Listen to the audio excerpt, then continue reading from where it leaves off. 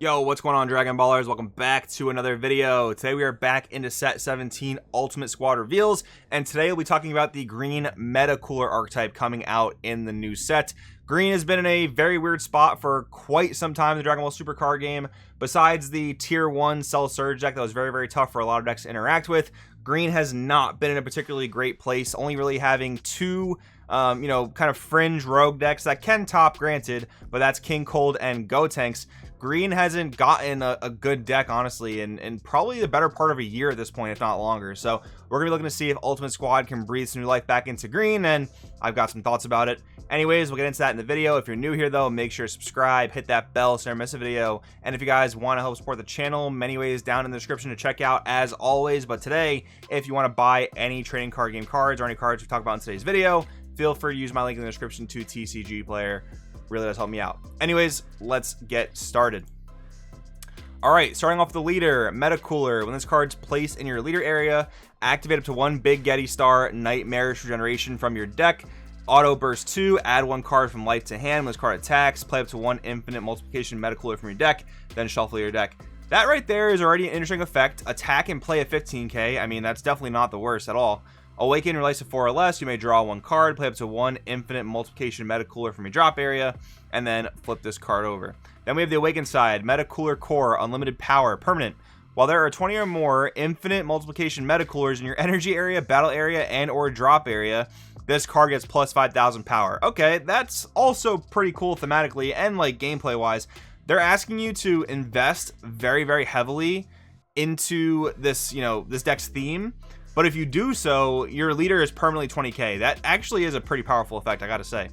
When this card attacks, draw one card, then play up to one Infinite Multiplication Meta Cooler from your deck, then shuffle your deck. Alright, some big pros to the leader, I do gotta say. Playing battle cards from the deck, and then on the Awaken side, also drawing. That is pretty cool. Leader does not seem very bad. Thinking about this though, 20 Meta Coolers in those areas, I mean, you're only gonna have a maximum of, what, 5-6 energy by the time the game ends. Maybe a couple Meta Coolers in your battle area if you can manage to keep them on the board. A lot of that's going to require them to be in your drop area, so can you realistically have, like, I don't know, 15 Infinite Multiplication Meta Coolers in your drop area? That might be pretty tough. But anyways, let's move on to the field card. Big Getty Star Nightmarish Regeneration.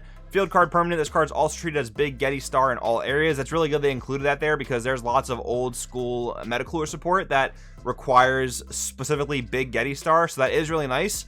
Although it's really hard to use a lot of that old school support because this leader is green and the stuff is green based, but I guess we'll talk more about that later. Anyways, activate main burst 1 for an energy of any color. Switch this card to rest mode, look at top 3 cards of your deck, play up to one Infinite Multiplication Meta Cooler among them, then place remaining cards at the bottom of your deck in any order. So this is seeming to be a 15k spam deck in all ways, which is not necessarily a bad thing. I mean, the rate at which this deck does this, it seems pretty effective. You're going to run into problems like, Senzu Bean type of effects and maybe certain floodgates, but still, I mean, this seems to be a better hit thematically on Meta Cooler than, past attempts, I would say. Anyways, activate main, pay a green, a yellow, and then 2 of any color. Place one Meta Cooler Core from your hand under this card. Play up to one Meta Cooler Core from your deck or drop area on top of this card. Then shuffle your deck if you look through it. And we'll look at some new boss monsters that are coming out for this in a bit. Alright, real quick, just showing that they are reprinting Infinite Multiplication Meta Cooler in most colors, green, yellow, and red, and there is past support for Meta Cooler in each of these colors, so you can do some cheeky things, like charging red, charging mono green, charging mono yellow, and then playing from there. I do think that playing multicolor in this deck is going to be pretty tough, and there are some multicolor cards we'll talk about in just a second. The fact that you can charge these monocolor types of cards, and you can include as many of them in your deck as you like, you definitely are going to have to, kind of get sciencey with it and see specifically what ratios of certain colors you need if you're looking to play, certain colored support for Meta Cooler, if that makes sense. But anyways, moving along. We have the Unison for the deck. Mecha Frieza, Back from the Abyss. 3-drop 15k Unison, permanent. When playing this card, you can pay its energy cost using Infinite Multiplication Meta Cooler in your battle area as energy. So there's some discrepancy here with this permanent. It's not really clear if you can use the off-color Meta Coolers, the red and the yellow ones. Would be nice if you can, but again, we're gonna have to wait for some clarification on that. Anyways, activate main +1. Discard a card from your hand, then your opponent discards a card from their hand. Next up, activate main -7. Choose up to 3 of your opponent's cards in hand and or battle cards. and place them in their owner's drop areas. Okay, so I want to bring your attention back to the 3-drop Metacooler Unison that came out probably like 2 years ago at this point. Honestly, to me, that seems like a better Unison for this deck. I mean, the +1, you discard a card, your opponent discards a card, you're pretty much netting even there, but there's not a whole lot of like hand size generation in this deck. So hopefully with a 3-drop Metacooler Unison, you can do Metacooler things while also, you know, making sure you're actually increasing your hand size. So this Unison, unfortunately, not very impressed. The permanent is kind of cool, but again, it kind of depends if you can use those off-color Metacoolers or not. That's a big deal for this card, to be honest. Then we have a Hopeless Sight. We have a counter attack, negate the attack. Additionally, you may discard 1 card from your hand. If you do, play up to 1 Metacooler Infinite Multiplication from your drop area, so another effect that does this. And then activate main, pay a green, a yellow, and then 2 of any color. If your leader is a Metacooler core, play up to 100 Infinite Multiplication Metacoolers from your drop area. So basically just playing as many 15k beat sticks as you can. But again, you run into the problem of floodgates, but of course you can play cards to answer those, one of which being like Focus Breakthrough in green, for example. There's also a Dodoria, but I think it requires a 2-drop Unison in play, so that might not be the best answer. But there are a couple things you can play that'll help you deal with certain floodgates. Not every single floodgate in the game, but I mean, not every card is meant to be answered in a super easy way. But anyways, Metacooler, Multiplying Threat. 1-drop 5k, add 1 card from life to hand. When this card attacks, look at top 5 cards of your deck, play up to 1 Infinite Multiplication Metacooler among them in rest mode, shuffle your deck, and this card gets plus 1000 power for the turn. So yet again, another card that just helps you spam the 15k Infinite Multiplication Metacoolers. And then you'll notice in the corner here, I have this very little guy, Cyclopean Guard Mass Production Model. He's just a free play blocker if you have Big Getty Star in play.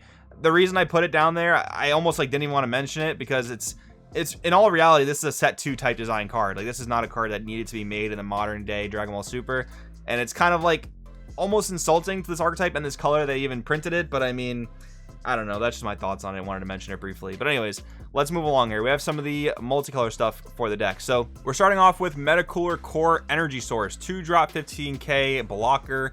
When this card in your hand is played or used in a combo, play up to 1 Infinite Multiplication Metacooler from your deck in rest mode, then shuffle your deck. All right, to be honest, I'm starting to get tired of these effects to just play Infinite Multiplication Metacoolers.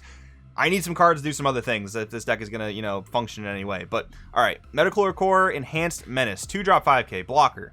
If you have Metacooler card in play, negate this card's energy exhaust skill in all areas. That's pretty cool. When this card's played from your hand, look at the top 7 cards of your deck, play up to 3 Infinite Multiplication Metacoolers among them in rest mode, then shuffle your deck. That's very interesting, I will say.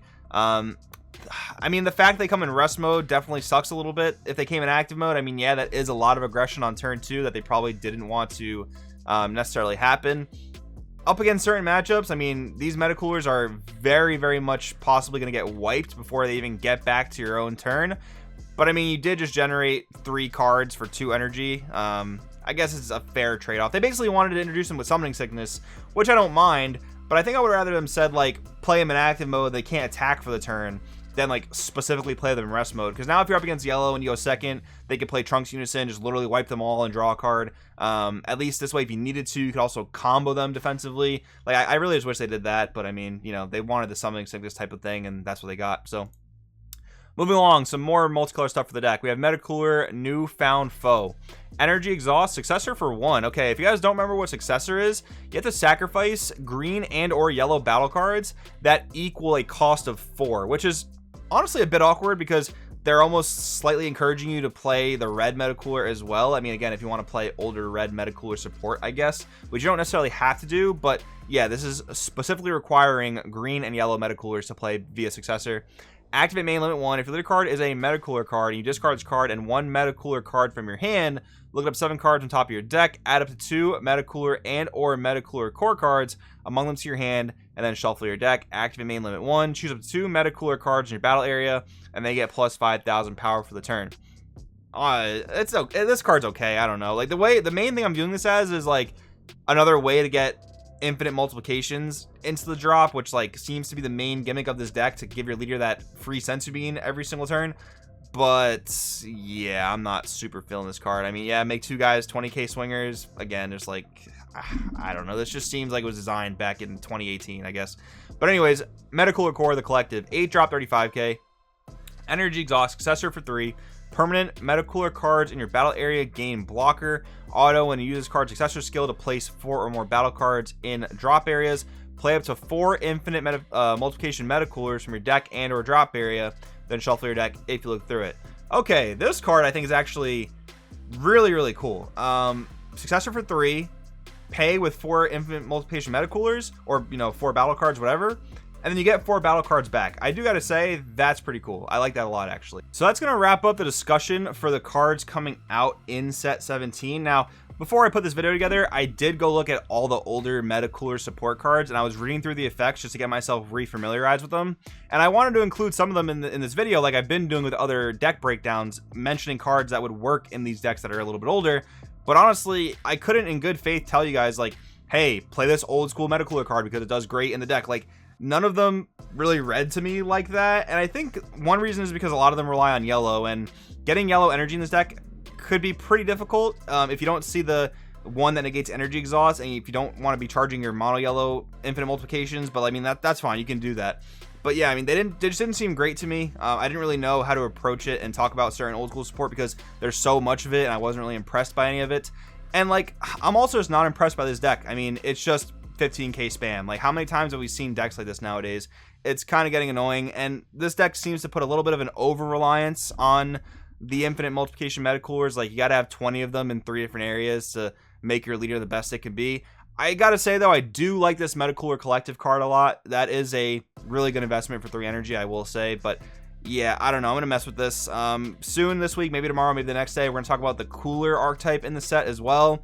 And I really thought that was gonna be a really good deck for green, but I've been playing it, and this is just a little bit of spoilers for the next video. Not super impressed, but we'll get into that I guess in the next video. But yeah, guys, I mean, unfortunately, in my opinion, more disappointment for green. I feel really bad, honestly, for all the players who love green in this game. I like playing green in this game whenever I can. I like playing Go Tanks, but yeah, this is rough. I don't know. But anyways, guys, let me know in the comments below what you think. Thanks for watching. I'll see you in the next one.